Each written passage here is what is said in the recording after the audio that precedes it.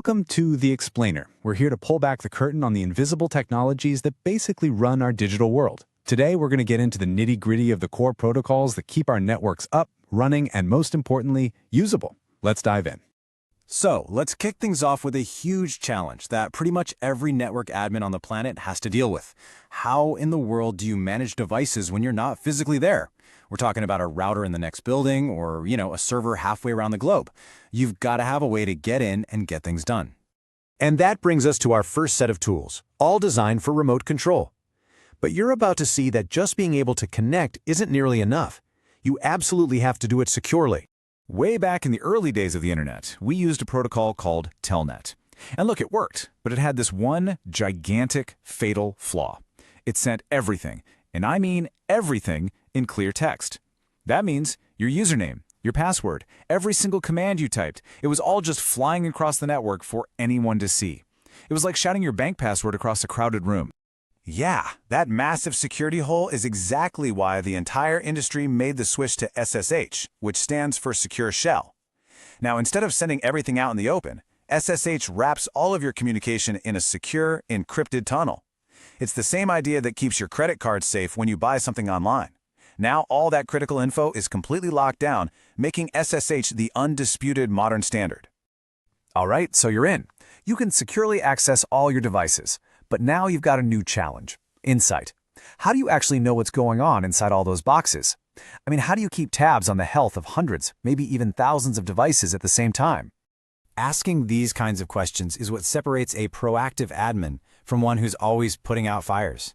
And to get those answers, networks depend on two really important monitoring protocols that work together. Okay, first up is SNMP. Just think of it like the network's routine health checkup. You have a central server that's constantly polling or asking all the devices for a status update. Hey, what's your CPU usage? How's your memory looking? Are all your connections up? And here's the cool part. If something really bad happens, like a device is about to overheat, it doesn't wait to be asked. It immediately sends out an emergency alert called an SNMP trap. So if SNMP gives you the right now, syslog gives you the what happened. It's basically the black box flight recorder for every device. Every single time a notable event happens, a user logs in, a setting is changed, a port goes down, the device sends a detailed log message over to a central syslog server. And it does this using UDP port 514, which is just a super fast fire and forget kind of protocol. This is absolutely critical because if a router crashes and reboots, any logs stored on it are gone. But the syslog server, it has the permanent record. But here's where syslog gets really smart. Not all log messages are created equal, right? A simple user logged in message isn't as urgent as hard drive failure. So syslog categorizes every single event with a severity level. It goes all the way from level 0, an emergency where the system is literally unusable, down to level 7, which is just for debugging. This system lets engineers cut through all the noise and instantly zero in on the real problems. Okay, so having all these detailed logs from every single device is awesome, but it creates a whole new problem. These logs are pretty much useless for troubleshooting if every device thinks it's a different time. And that's the whole ballgame. To figure out what went wrong, you have to be able to piece together the sequence of events perfectly. Did the database crash before the network connection dropped, or was it the other way around? If your timestamps are all over the place, you're just guessing. You need one single authoritative timeline for everything. And that, my friends, is exactly what NTP, the Network Time Protocol, was born to do. Its entire reason for existing is to make sure every last device on the network agrees on the exact same time, right down to the millisecond. The way it works is pretty clever. You have a central NTP server that acts as the master clock, the one single source of truth for time. Then, all the other devices, from your routers to your servers, are constantly checking in with that master clock and tweaking their own time to stay in perfect sync. This isn't just a nice to have, it's critical for things like financial trading where every millisecond counts. It ensures every log from every device tells one unified story. So our network is secure, we're monitoring it, and all our clocks are perfectly in sync. Awesome.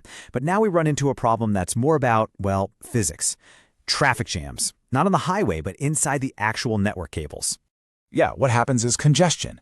It's just like a 6-lane highway suddenly trying to merge into a 1-lane country road. It's a disaster. Data packets get backed up, they get delayed, and some just get dropped on the floor. And for stuff like a video call or online gaming, that's a deal breaker.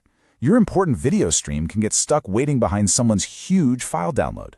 So how do we fix this? The answer is quality of service, or QoS.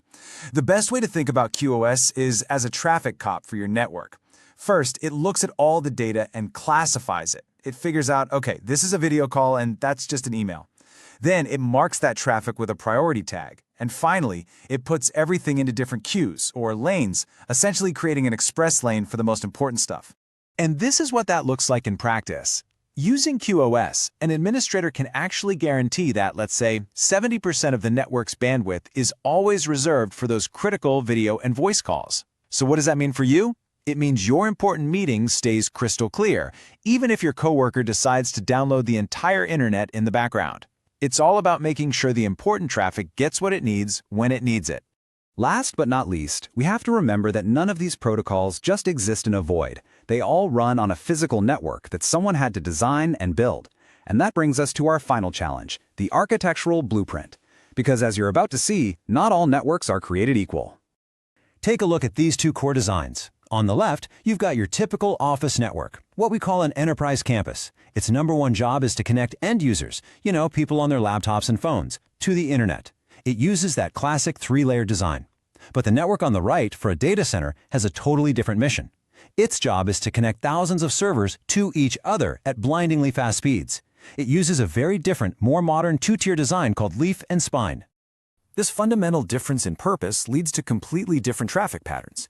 In that office network, most of the data is north-south traffic. It flows from a user up through the network and out to the internet. But in a big modern data center, almost all the traffic is east-west. It's just zipping back and forth between all the servers inside the data center as they work together. And picking the right architecture for the right traffic flow is everything when it comes to performance.